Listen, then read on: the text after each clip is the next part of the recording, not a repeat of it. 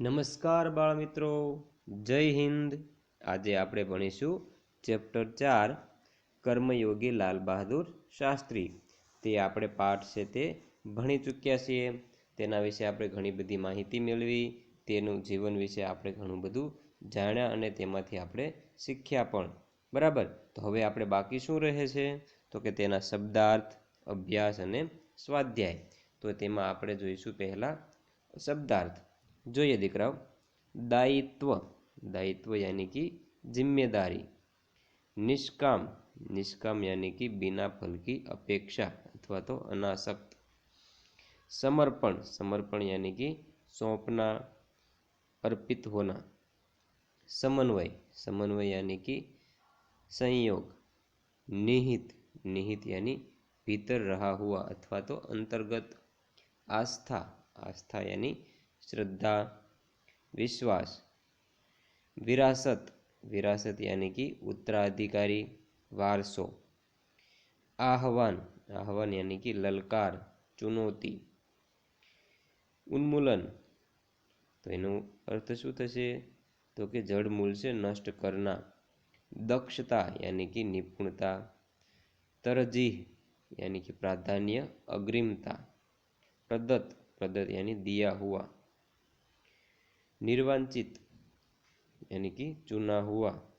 दीक्षांत समारोह यानी कि विश्वविद्यालयों का परिणाम पत्र देने का उत्सव। आ हता आपड़ा शब्दार्थ। जो हवे आगळ जोईशुं आपणे अभ्यास। तेना केटलाक प्रश्नो आपेला छे, तेना उत्तर आपणे भणीशुं, बराबर छे।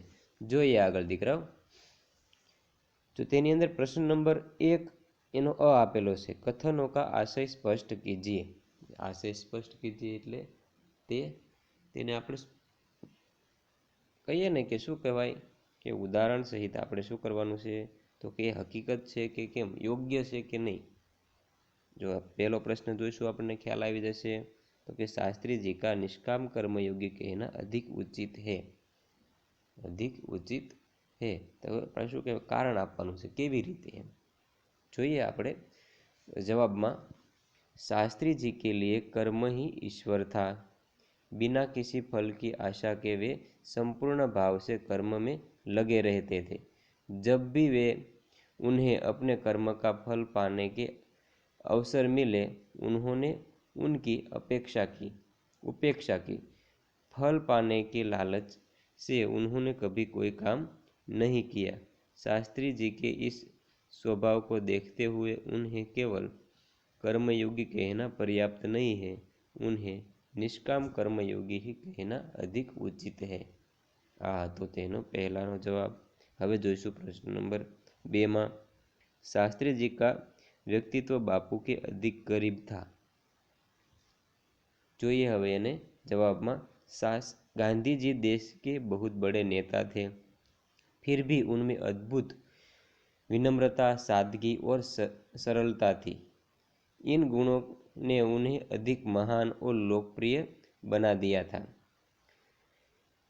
गांधी जी के ये गुण लाल बहादुर शास्त्री में भी थे, इसलिए शास्त्री जी का व्यक्तित्व बापू से अधिक करीब था। आ हतो बीजा प्रश्ननो जवाब। त्यार पछी प्रश्न नंबर 3 जो तेमां शुं कहेलुं छे। शास्त्री जी का संपूर्ण जीवन श्रम, सेवा, सादगी और समर्पण का अनुपम उदाहरण है। जोईए आगळ तेना जवाब में। शास्त्री जी कर्म को ईश्वर मानकर उनकी पूजा के रूप में श्रम करते थे। देश और समाज की सेवा में ही उन्हें जीवन की सार्थकता लगती थी। उन्हें सादा भोजन और सादा पहनाव ही पसंद था। उन्होंने जो कुछ किया पूरी निष्ठा और लगन से किया। उनकी ये विशेषताएं बहुत कम लोगों में पाई जाती है। बराबर से दीकराओ। हवे जोईशुं आपणे प्रश्न नंबर 2। तेमां शुं कहेलुं छे। अगर महात्मा गांधी आपके स्वप्न में आए तो आप उनसे कौन कौन से प्रश्न पूछेंगे और महात्मा गांधी क्या क्या उत्तर देंगे, सोचिए और बताइए। ते शुं करवानुं छे, शुं कहेवा मांगे छे। कदाच मानी लो कि तमारा स्वप्ननी अंदर गांधीजी आवे તો તેને કેવા કેવા તમે પ્રશ્ન પૂછો છો અને તેના જવાબમાં તમને શું મળે છે, ગાંધીજી શું કહે, તેના વિશે આપણે વિચારવાનું છે। બરાબર છે, તો જોઈએ તેના વિશે આપણે થોડું। તેના उत्तરમાં अगर महात्मा गांधी मेरे स्वप्न में आए तो मैं उनसे निम्नलिखित प्रश्न पूछूंगा और बापू मुझे निम्नलिखित उत्तर देंगे। तेना આપણે નમૂનારૂપ જોઈશું। એટલે કે मैं એટલે કે હું કેવો પ્રશ્ન કરું, બાપુજી સત્ય ક્યાં है, સત્ય શું છે એવો પ્રશ્ન કરું। તો ગાંધીજી કેવો જવાબ આપશે જોઈએ। ગાંધીજી जिसका नाश कभी नहीं होता, जो अनंत और सदा भरोसा लायक है, वही सत्य है। त्यार पछी मैं बापूजी क्या जीवन में पूरी तरह अहिंसक बनना संभव है, गांधी जी जहाँ तक हो सके वहाँ तक किसी जीव को आघात नहीं पहुँचाना चाहिए। बराबर से ज्यां सुधी आपणे बने त्यां सुधी कोई जीव ने परेशान करवू जोईए नहीं। त्यार पछी मैं बापूजी आपने अपने व्यक्त जीवन में से अपनी आत्मकथा लिखने का समय कैसे निकाला, व्यस्त जीवन में से अपनी आत्मकथा लिखने का समय कैसे निकाला। तो गांधी जी मुझे कई बार लंबी लंबी जेल यात्रा करनी पड़ी थी, उनका उपयोग मैं आत्मकथा लिखने में करता था। आत्मकथा का अधिकांश भाग जेल में ही लिखा गया है। जो शू कहूँ कि आत्मकथा मारे घणी वखत जेल जवानुं थयुं, त्यारना समयमां हूँ शुं करतो हतो, जेलनी अंदर आत्मकथा लखतो हतो। एटले के वधारेमां वधारे समय क्या मैं लखेली आत्मकथा तो कि जेलनी अंदर ज पूरी करेली हती। जोईए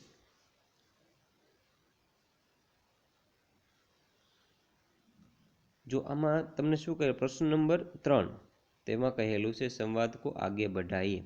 जे संवाद छे तमने आपेलो छे तेने शुं करवानुं छे, आपणे आगळ वधारवानो रहेशे। तो संवादमां शुं आपेलुं छे, जिसमें कम से कम 8 से 10 प्रश्न और जवाब हो। जो रिया शुं पूछे छे, गांधी जी का जन्म कब हुआ था। तो सुनील जवाब आपसे, गांधी जी का जन्म 2 अक्टूबर 1869 में हुआ था। रिया गांधी जी ने उच्च शिक्षा कहाँ से प्राप्त की। तो सुनील जवाब आपसे, गांधी जी ने इंग्लैंड से उच्च शिक्षा प्राप्त की थी। पछी रिया से प्रश्न केवो पूछशे, तो आगळ संवाद छे गांधीजी विશે આપણે प्रश्नोत्तरी करवानी रहेशे। जोईए हवे रिया गांधी जी दक्षिण आफ्रिका क्यों गए थे। तो सुनील शू जवाब आपसे, गांधी जी वकील के रूप में एक मुस्लिम व्यापारी का मुकदमा लड़ने के लिए दक्षिण अफ्रीका गए थे। रिया त्यार पछी रिया दक्षिण अफ्रीका में रहकर गांधी जी ने किसका विरोध किया था। जोई सुनील दक्षिण अफ्रीका में रहकर गांधी जी ने वहाँ की सरकार की रंग भेद की नीति का विरोध किया था। रिया त्यार पछी दक्षिण अफ्रीका से भारत लौटकर गांधी जी ने क्या किया। सुनील दक्षिण अफ्रीका से भारत लौटकर गांधी जी ने यहाँ चल रहे स्वतंत्रता आंदोलन को आगे बढ़ाया। रिया गांधी जी ने राजनीति में अपना गुरु किसे बनाया। सुनील गांधी जी ने राजनीति में अपना गुरु गोपाल कृष्ण गोखले को बनाया। रिया गांधी जी ने नमक सत्याग्रह कब किया। सुनील गांधी जी ने सन 1930 में नमक सत्याग्रह किया। रिया गांधी जी ने चरखे को क्यों महत्व दिया। सुनील गांधी जी ने देश की गरीबी दूर करने के उद्देश्य से चरखे को महत्व दिया। रिया 1942 में गांधी जी ने कौन सा आंदोलन किया। सुनील सन 1942 में गांधी जी ने अंग्रेजों भारत छोड़ो आंदोलन किया। रिया गांधी जी की हत्या कब और कहाँ हुई। सुनील गांधी जी की हत्या 30 जनवरी 1948 को राजधानी दिल्ली में हुई। रिया गांधी जी की समाधि कहाँ है। वह किस नाम से प्रसिद्ध है? જોઈએ सुनील। गांधी जी की समाधि दिल्ली में है, वह राजघाट के नाम से प्रसिद्ध है। बराबर છે। આ હતો આપણો પ્રશ્ન નંબર 3 અને પ્રશ્ન નંબર 4 આપેલો છે દીકરાઓ જુઓ, તે પણ હાવ સહેલો છે, તે તમારે જાતે કરવાનો રહેશે। કેવી રીતે? જો નિમ્નલિખિત પરિચ્છેદ का शुद्ध रूपों से अनुलेखन कीजिए, એટલે તમારે સારા અક્ષરે તેને પેરેગ્રાફ છે લખવાનો રહેશે, કોઈ પણ ભૂલ વગર। બરાબર છે। આ હતો આપણા અભ્યાસ અને તેના પ્રશ્નોના જવાબો। હવે જોઈશું આપણે સ્વાધ્યાય।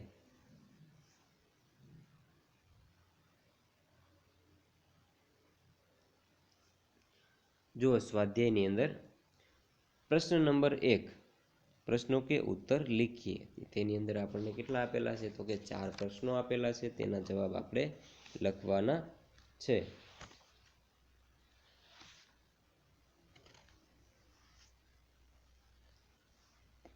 जो तेने पहलो प्रश्न कयो छे, शास्त्री जी ने देश की किस आकांक्षा को पूरा किया, कैसे? जो तेना जवाब में आपणे लखीशुं, प्रधानमंत्री के रूप में पंडित नेहरू एक समृद्ध राजनीतिक विरासत छोड़कर गए थे। उनकी मृत्यु के बाद उसे कुशलतापूर्वक संभाल कर शास्त्री जी ने देश की आकांक्षा पूरी की। शास्त्री जी का चरित्र निर्मल था, उनके अद्भुत संकल्प शक्ति थी, राष्ट्र को लाभ पहुंचाना उनके हर कर्म का एकमात्र उद्देश्य रहता था। उनके इन्हीं गुणों के बल पर वे नेहरू जी की विरासत को संभालने और उसे आगे बढ़ाने का कठिन काम पूरा कर सके। बराबर। आ हतो आपणो पहला प्रश्ननो जवाब। हवे जोईशुं प्रश्न नंबर 2, लाल बहादुर शास्त्री पर गांधी जी के आदर्शों का क्या प्रभाव पड़ा? જોઈએ તેમાં उत्तરમાં જોઈશું, लाल बहादुर शास्त्री का जन्म एक साधारण परिवार में हुआ था और उसी में उनकी परवरिश हुई थी। प्रधानमंत्री जैसे पद पर पहुंचने पर भी वे सामान्य ही बने रहे। विनम्रता, सरलता, सादगी और जनसेवा की भावना उनके व्यक्तित्व के अभिन्न अंग बन गई थी। ये सारे गुण महात्मा गांधी के थे, जो शास्त्री जी में अपने आप आ गए थे। गांधी जी की तरह उन्होंने अछूतोद्धार कार्यक्रम भी चलाया। इस प्रकार लाल बहादुर शास्त्री पर गांधी जी के आदर्शों का गहरा प्रभाव पड़ा। आ तो प्रश्न नंबर 2 नो जवाब। हवे जोईशुं प्रश्न नंबर 3। तेमां शुं कहेलुं छे?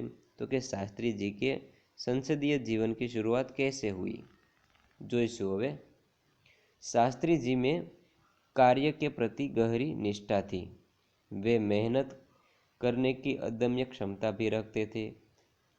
अपने इन्हीं गुणों के कारण सन 1937 में वे संयुक्त प्रांत की व्यवस्थापिका सभा के लिए निर्वाचित हुए। स्वतंत्रता प्राप्ति के बाद कई बार वे संसद के लिए चुने गए, परंतु अपने संसदीय जीवन की वास्तविक शुरुआत सन 1937 के निर्वाचन से ही हुई। जो आ तो प्रश्न नंबर 3 नो जवाब। हवे जोईशुं प्रश्न नंबर 4।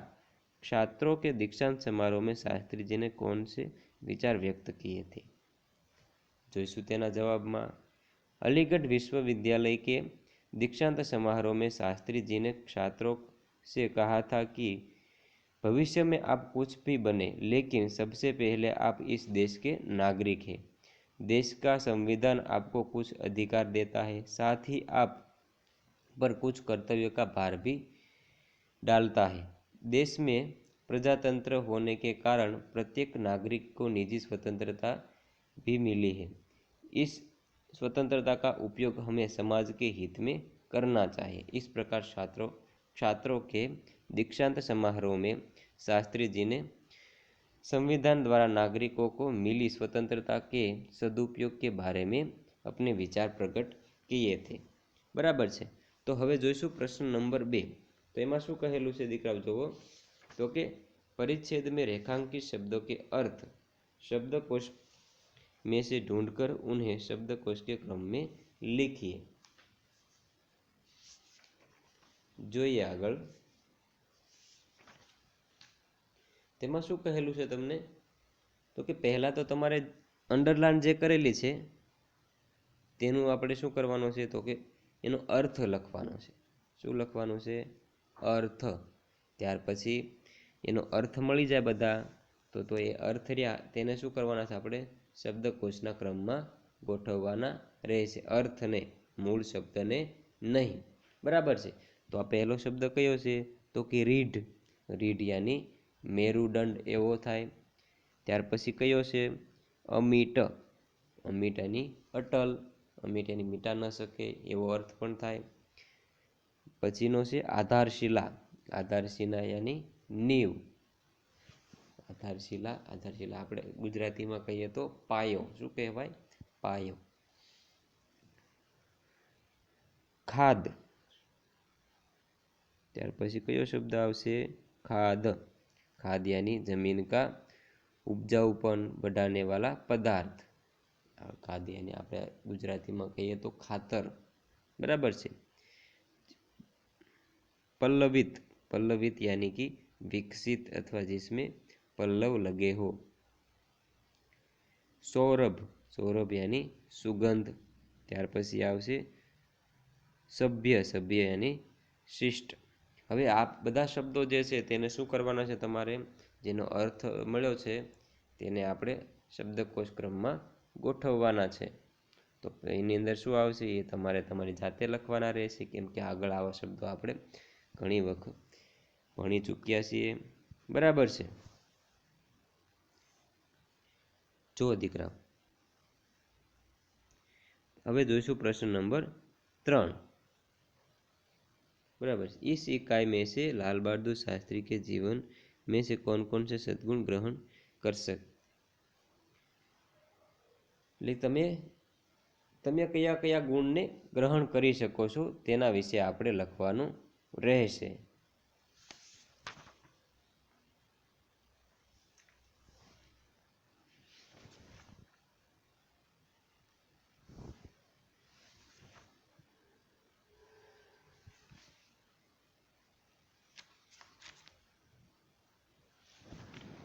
જો દીકરાઓ આગળ જોઈશું આપણે પ્રશ્ન નંબર 3 શું કહે છે તમને તો કે લાલ બહાદુર શાસ્ત્રીના જીવનમાંથી તમે કયા કયા ગુણને ગ્રહણ કરશો તેના વિશે તમારે લખવાનું છે। બરાબર છે। તે પ્રશ્ન પણ તમારે શું કરવાનો છે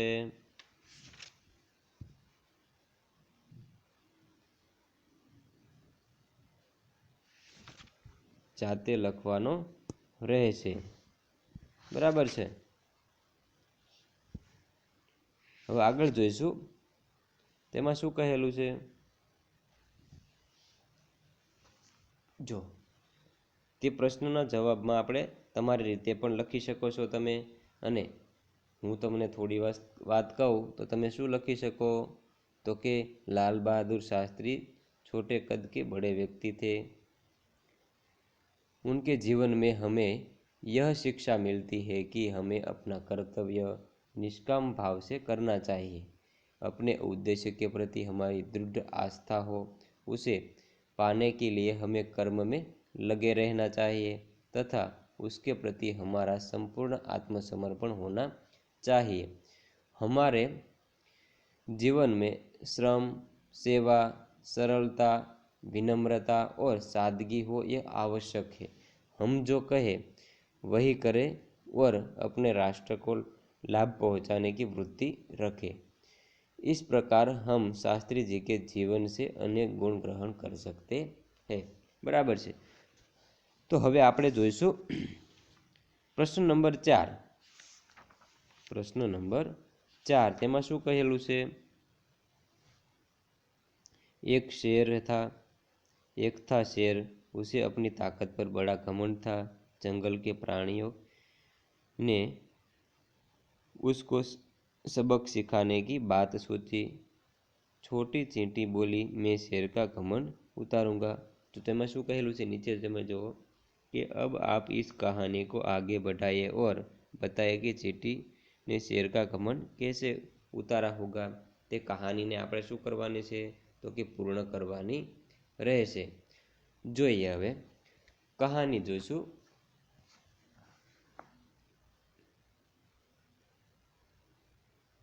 उतार दूंगी ત્યાર પછી આપણે જોઈશું चींटी अपने बिल में गई और वहाँ से बहुत सी चींटियों को ले आई।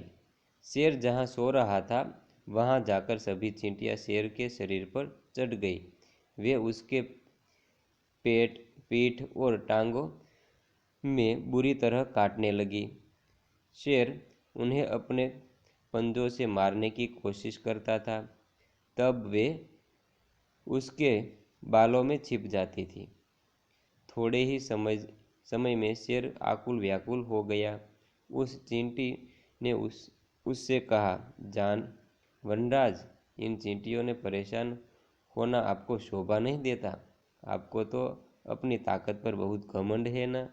शेर ने कहा, चींटी बहन, मैंने तुमसे हार मान ली। अब मैं कभी अपनी ताकत पर घमंड नहीं करूँगा।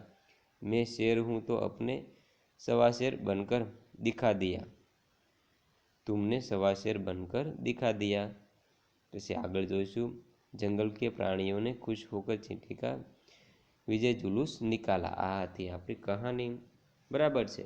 તો અહીંયા આપણો સ્વાધ્યાય છે એ પૂર્ણ થાય છે। હવે આગળના વિડીયોમાં આપણે જોઈશું ભાષા સજ્જતા વિશે જાણીશું। બરાબર છે।